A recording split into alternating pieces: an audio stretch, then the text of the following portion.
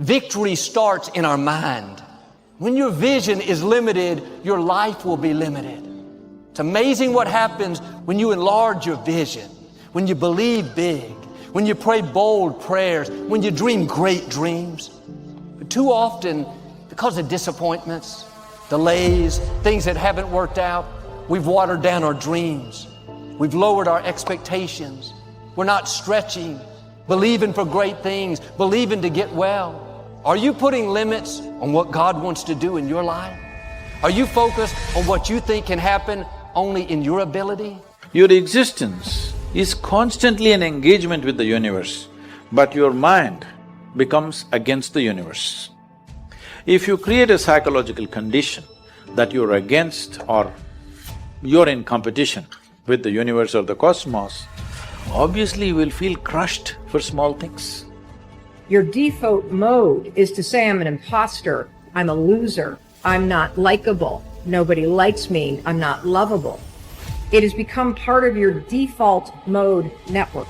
And it's super important for you to realize that just like I could go from being a right-hander and teach myself how to be a left-hander, it is the exact same process for you to go from somebody who defaults to thinking negative garbage to becoming somebody who thinks directly. And just like learning to go from writing with your right hand to teaching yourself to write with your left hand, it is going to be a process, not an event. It is going to require you to switch out of the mode where you automatically grab the pen with your right hand and you direct your thoughts to deliberately grab this pen with your left hand. So then as you begin to think about a new possibility, and your brain begins to fire in new sequences and new patterns and new combinations, and you begin to plan your behaviors, and you begin to review in your mind, mentally rehearse who you're going to be in your life. The mere action of mental rehearsal begins to install the neurological circuits in your brain. Now your brain is no longer a record of the past. Now it's in fact a map to the future. And if you were then to begin to emotionally embrace your future before it's made manifest, in other words, you're not waiting for your healing to feel wholeness. You're not waiting for your new relationship to feel love. You're not waiting for the mystical moment to feel awe. You're not waiting for your success to feel empowered. That's the old model of reality, of cause and effect. Everything we as human beings have created on this planet was essentially first created in our minds. All that you see, which is human work on this planet, first found expression in the mind, then it got manifested in the outside world. The wonderful things that we have done on this planet and the horrible things that we have done on this planet, both have come from the human mind. So if we are concerned as to what we create in this world, it's extremely important that first of all we learn to create the right things in our mind, how we keep our minds. If we do not have the power to keep our minds the way we want it, what we create in the world is also going to be very accidental and haphazard. So learning to create our minds the way we want is the basis of creating the world the way we want. But it's about training the mind too, right? The mind needs to adjust, and the mind is like a muscle. It needs to reshape itself to be able to take on a new way of thinking and a new way of behaving and, progressively hold that new shape. And that only comes through repetition and patience and slow, hard work of doing the same thing over and over again. If you change the picture in your mind, you change the chemistry, you change the fate. So I'll give an example. If I have a picture of love in my mind, the brain releases complementary chemistry, dopamine, pleasure, oxytocin, bond with your loved one, growth hormone, which does exactly what it says. It enhances your growth. And that's why when people fall in love, the chemistry of the brain going into the blood, the culture medium, enhances vitality. People glow when they fall in love. People are healthy when they fall in love. That's just not an accident. It's the chemistry of your culture medium. But now I say, but wait, what if I have a picture of fear?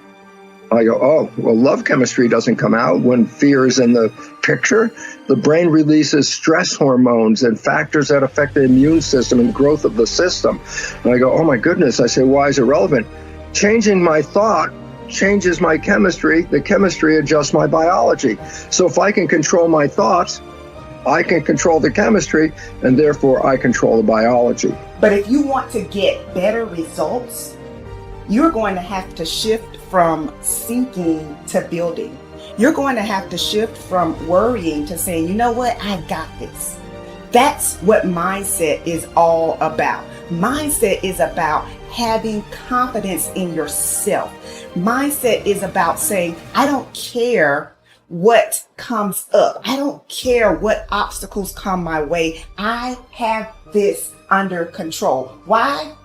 Because if I think it, I can imagine it, I can envision it, and then I can help this thing come to pass. Oh, I hope I'm helping y'all today. These are the things that you've got to focus on. At the end of the day, mindset matters. Alfred Adler saw ambition as the quintessential attempt to overcome our insecurities. The more competitive people are, he argued, the more insecure they are underneath, such that displays of superiority can be interpreted as compensatory mechanisms for an underlying inferiority complex. Thus, low confidence is a problem only if you don't care enough about it to attempt to gain competence. One thing I can see that high achievers have in common is that they self-medicate their insecurities with success. Although we are repeatedly told that exceptional achievers owe their success to their high confidence or self-belief, it is more feasible to attribute it to their insecurity. Why else would anybody work so hard and continue to work hard even after accomplishing much more than most people? In that sense, one could argue that the only difference between successful and unsuccessful people is that the former care much more about their insecurities, so they are driven to work hard to overcome them. And the key point is that they work not on their insecurities, but on achieving big things. Success is the best medicine. People sometimes think I'm confident, but only because I fake it. Deep inside, I am certain of nothing and believe only in working hard for what I want. I hardly ever feel overconfident, but focus on my insecurities to push me to work harder instead of putting the energy toward improving my confidence. Although I have done reasonably well in my career, I would be devastated if I felt I had already reached my biggest accomplishments. The thought of complacency scares me. Thus, insecurities lead to ambition, which eclipses low confidence by focusing your attention on your goals rather than yourself, leading to higher levels of achievement, which in turn can give you realistic confidence. Conversely, the security and confidence that may result from having things too easy or being overly pleased with yourself are likely to hinder ambition and threaten potential improvements. When we tell people that they can achieve anything they want so long as they have high confidence, their motivation to work hard decreases. When we tell people that everybody is equally capable of achieving anything, we create in them high expectations and a false sense of entitlement, which reduces their willpower. In every domain of competence, education, careers, sports, relationships, and health, some people are naturally better endowed than others in that they are pretty much born with an advantage over their peers.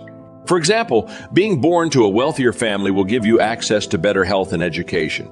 Being naturally more physically attractive will make you a more desirable romantic partner. And a better genetic makeup will make you healthier and increase the probability of living longer. All these inborn characteristics are comparable to height, in that you cannot do much to alter them. If you think about confidence as height and performance as jumping high, it should help you understand and remember one of the key lessons. Even if you cannot alter your height, you can always learn to jump higher. And being born short should make you work extra hard to achieve your goals. And here's the beauty of it. Once you do, you will feel better about your height too. To stay with a sports metaphor, if you want to run like Usain Bolt, the fastest man on earth, you better start training now, train all the time, and stop doing anything else.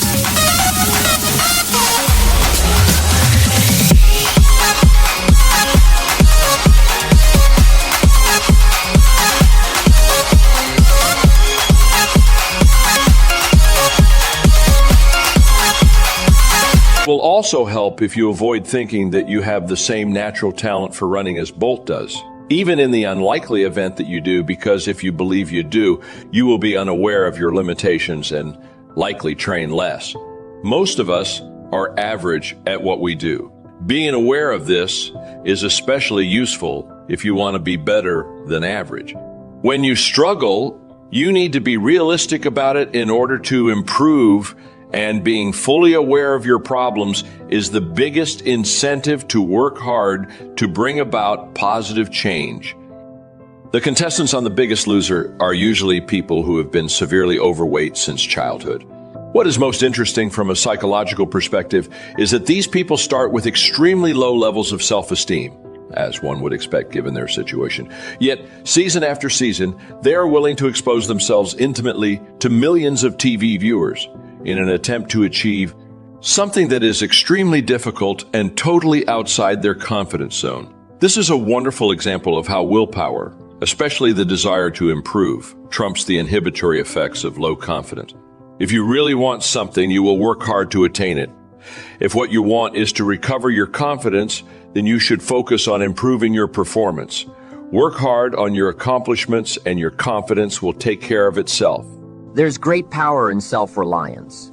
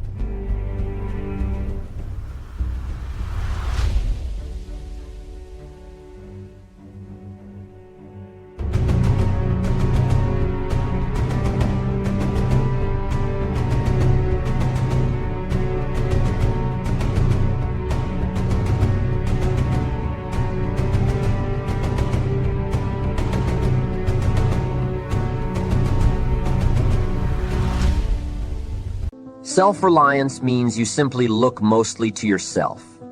It would be nice if someone just gave you this. It would be nice if everyone did their job exactly as they're supposed to do it.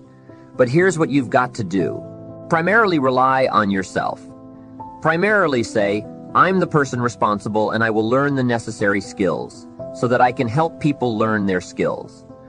If I need lots of people to do certain things to build my organization, that is what I must have. But I've got to be the final backstop. I've got to be the final one that people can rely on so that if this is missed and this is missed, I can catch up. I can fill the gap. I can do the job. We have to do it when we conduct meetings. We have to do it when we conduct training.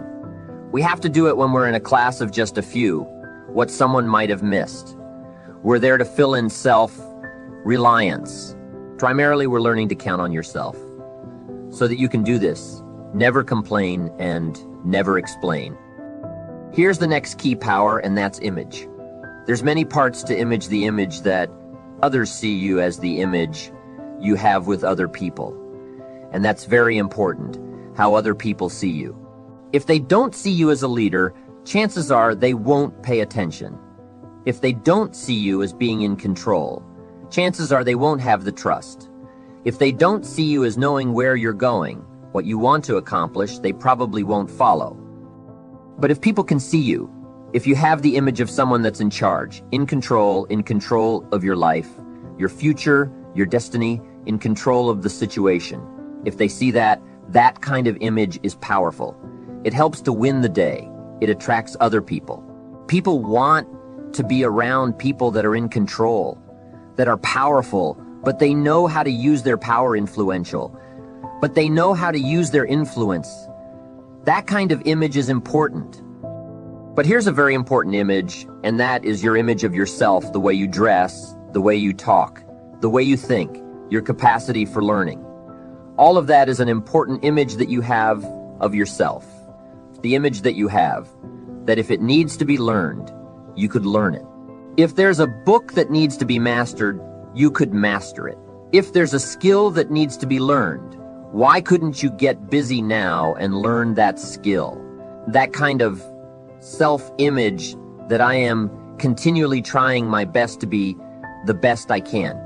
Because one of the most important places you have to look is into the future. Yes, you've got to look into the past.